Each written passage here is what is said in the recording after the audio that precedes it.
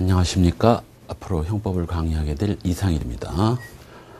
일단 형법도 법이니까 법이 무엇인지부터 먼저 간단히 살펴보고 본격적인 강의로 들어가기로 합시다. 우선 법에는 크게 실체법과 절차법이 있습니다. 실체법과 절차법. 이 실체법이라는 것은 법률 요건과 법률 효과를 규정해 놓고 있는 법을 실체법이라고 합니다. 법률 요건과 법률 효과.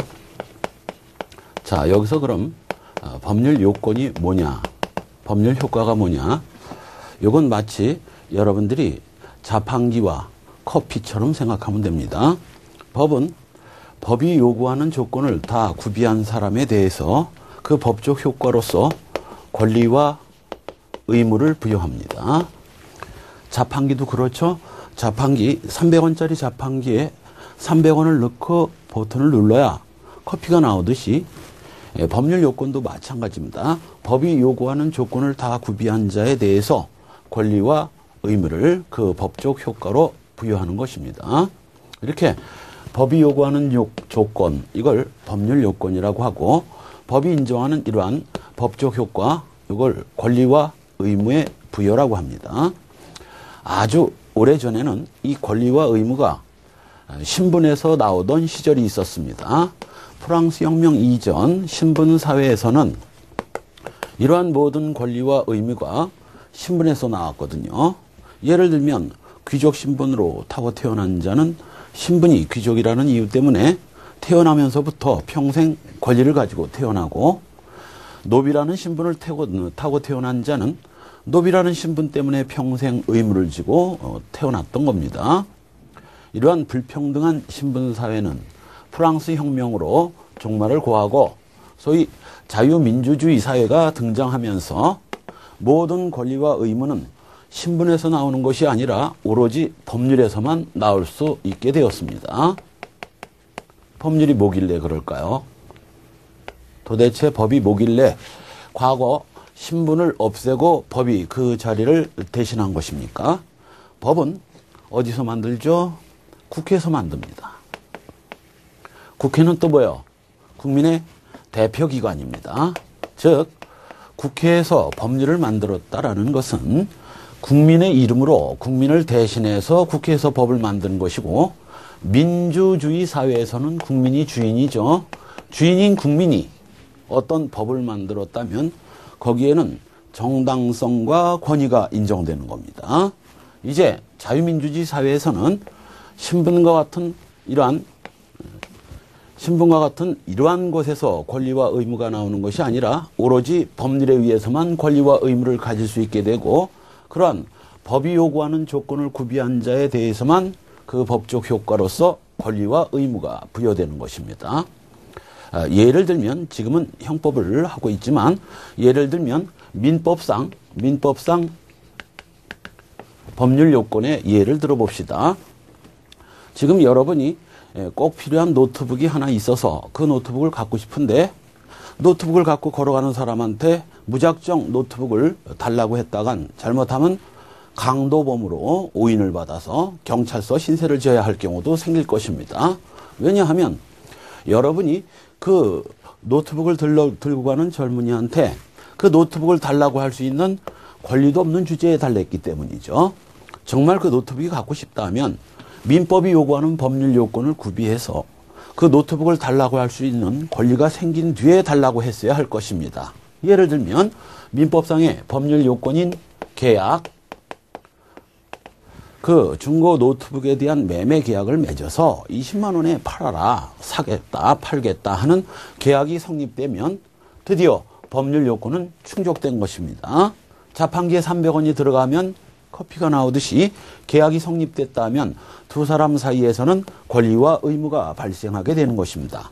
여러분은 노트북을 달라고 할 수 있는 권리가 생긴 것이고, 그 대신 자기가 권리만 갖게 되는 게 아니라 그 노트북에 상응하는 매매 대금 20만 원을 줘야 할 의무도 함께 발생하는 것이죠. 반대로 그 상대방은 여러분한테 돈을 달라고 요구할 수 있는 권리가 생기는 것이고, 여러분은 그 돈을 줘야 할 의무가 생기는 것입니다. 자, 이렇게 해서 이제 계약이 성립되면 이러한 권리와 의무가 노트북을 달라고 할 수 있는 권리, 돈 20만 원을 달라고 할 수 있는 권리도 생기고 그 상대방은 그에 해당하는 의무가 또 발생하게 될 것입니다. 그런데 한번 가정해 봅시다. 여러분은 20만 원을 다 줬는데 그 상대방이 노트북을 백업을 한다고 하면서 3일간 여유를 달라는 거예요. 그래서 돈 주고 별 생각 없이 3일간의 여유를 줬는데 이 인간이 3일이 아니라 지금 30일이 지나도록 노트북을 줄 생각도 안 하고 있고 뺀질뺀질 전화도 안 받고 있습니다. 어떻게 해야 되겠습니까?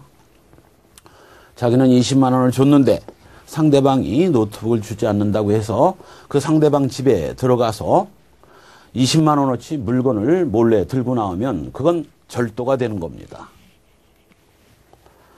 돈 20만 원 안 준다고 두들겨 패서 뺏어오면 강도가 되는 겁니다. 자, 명심하십시오.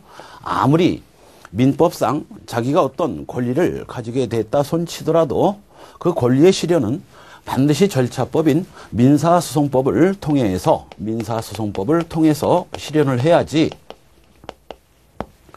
지 멋대로 그 집에 들어가서 20만 원어치 물건을 들고 나온다든가 그 상대방을 두들겨 패고 뺏어온다든가 하는 경우에는 범죄가 성립되는 겁니다.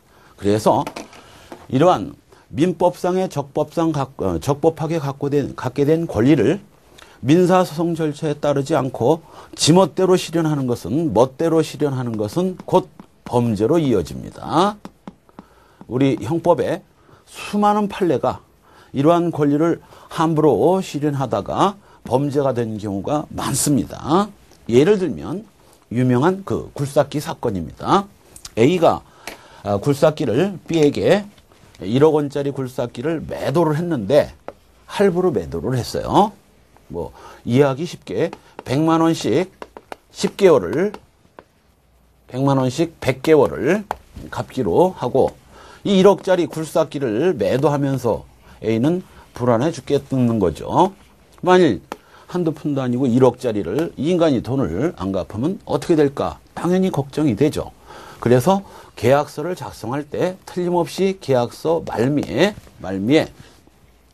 매수인 B가 3개월 동안 그 할부금을 연체하면 매도인 A는 B의 굴삭기를 회수해 가도 좋다라는 문구를 적어서 계약서를 작성했습니다.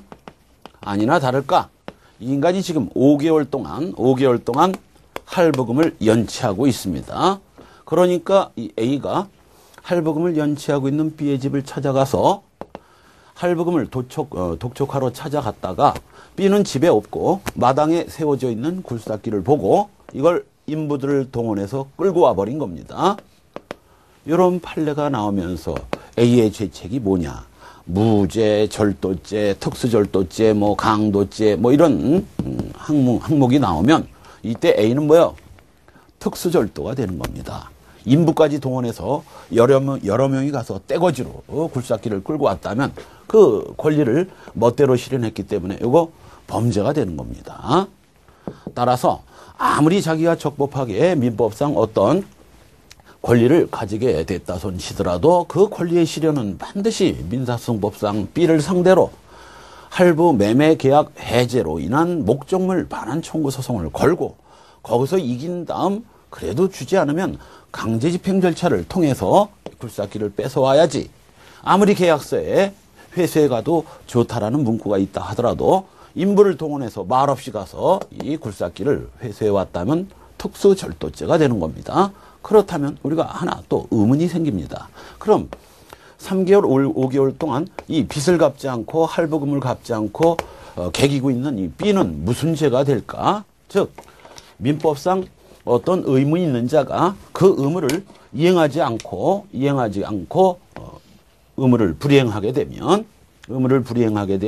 이건 뭐예요? 무죄입니다. 이걸 민사상 채무 불이행 책임을 지게 되는 경우는 별개의 문제라